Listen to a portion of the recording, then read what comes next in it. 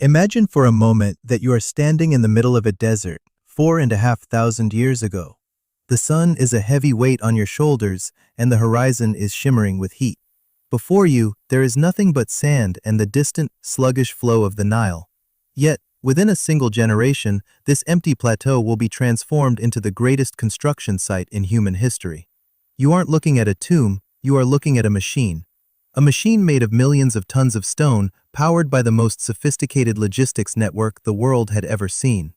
The Great Pyramid of Giza is often described in terms of its mystery, its alignment with the stars, or its sheer, impossible scale. But the real miracle isn't in the geometry. The real miracle is the movement. To build this monument, the ancient Egyptians had to quarry, transport, and perfectly place 2.3 million stone blocks. That's one block every few minutes, 10 hours a day, for 20 years. If you look at the numbers, the math starts to feel like a fever dream. It shouldn't have been possible. For centuries, we've looked at these stones and asked why. But if we want to understand the people who built them, we have to ask how. How do you feed 20,000 men in a wasteland?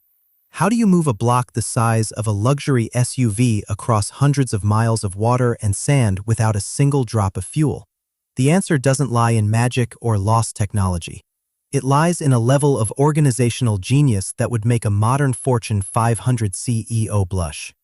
Before the first stone was even laid at Giza, the project was already a triumph of data.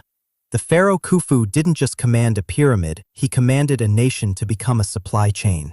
He transformed the entire geography of Egypt into a conveyor belt. The logistics didn't start at the base of the pyramid. They started 800 miles to the south in the granite quarries of Aswan. If you go to Aswan today, you can still see the marks of the ancient tools in the bedrock. They were harvesting red granite, some of the hardest stone on earth. These weren't small bricks. These were massive beams destined for the king's chamber, some weighing 80 tons. To move one of these today, you would need a multi-axle heavy-haul trailer and a specialized crew. The Egyptians had wood, rope, and the river. But the river was the key. The Nile wasn't just a source of water, it was the world's first superhighway. For most of the year, the quarries were dry and manageable. But every summer, the Nile would swell, flooding the valley. Most civilizations would see this as a disaster, but for the pyramid builders, it was the start of the shipping season. They didn't fight the flood, they waited for it. They built their docks so that when the water rose, the river would come to the stones. We know this now because of a miraculous discovery found in a remote cave near the Red Sea.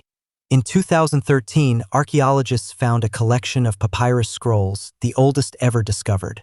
They weren't religious texts or myths. They were logbooks.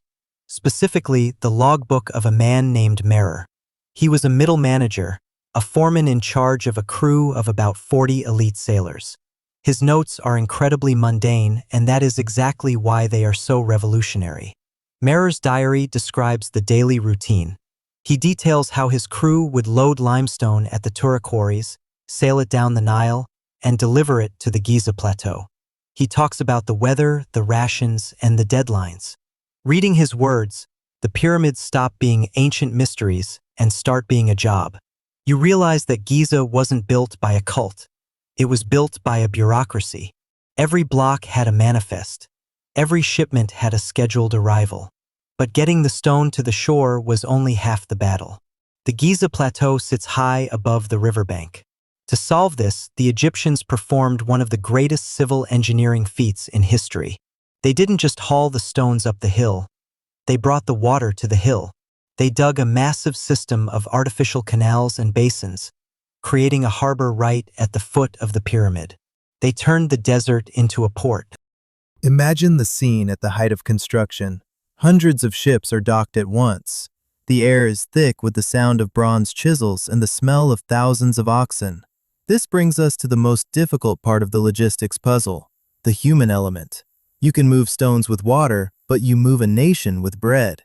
For a long time, the popular image of the pyramid builders was one of exhausted slaves being whipped into submission. The evidence tells a much more interesting story. Excavations of the lost city of the pyramids have revealed a highly organized workers' village. We found the remains of bakeries capable of producing thousands of loaves a day. We found cattle bones, thousands of them, indicating that the workers were being fed prime cuts of beef, a luxury in the ancient world. These weren't slaves, they were a professional workforce, supplemented by a seasonal labor force of farmers. During the months when their fields were flooded by the Nile and they couldn't farm, they were drafted into the Pharaoh's service. It was a national project. It was how you paid your taxes. By bringing people from every corner of the kingdom to work on one goal, the Pharaoh wasn't just building a tomb, he was building a national identity. The scale of the catering alone is staggering. To keep 20,000 workers caloric enough to haul stone, you need a constant inflow of grain, beer, and meat from all over Egypt. You need accountants to track the distribution. You need doctors to set broken bones. You need a system of neighborhoods within the camp to prevent social unrest. The logistics of the Great Pyramid was essentially the invention of the modern state. When you look at the pyramid now, you shouldn't just see the height. You should see the invisible lines of effort stretching out across the map. You should see the wood being imported from Lebanon for the boats, the copper being mined in the Sinai for the tools, and the grain being harvested in the delta to feed the masons. The pyramid is the physical manifestation of a perfectly synchronized country. The biggest implication of this isn't about the stones themselves. It's about what happened to Egypt afterward. Many historians believe that the act of building the pyramids is what actually created Egyptian civilization. Before the pyramids, Egypt was a collection of scattered villages. To build the monument, they had to learn how to communicate across hundreds of miles. They had to develop a unified writing system, a standardized currency of grain, and a centralized government. The pyramid was the crucible. It forced a primitive society to become a sophisticated one. It pushed their mathematics, their astronomy, and their engineering to the absolute limit. Once the pyramid was finished, they didn't just have a tomb, they had a blueprint for how to run an empire. They had a class of educated scribes and engineers who knew how to mobilize an entire population. We often look at the past and wonder how they did so much with so little. We assume they must have had some secret knowledge that we've lost. But the secret is actually much more impressive than any myth. It was the ability to hold a single vision for 20 years and the discipline to manage the millions of tiny details required to make it real. It was the triumph of the human will over the friction of the physical world. As you look at the last remaining wonder of the ancient world, remember that it is not a monument to the dead. It is a monument to the living, to the organizers, the sailors, the bakers, and the foremen like mirror.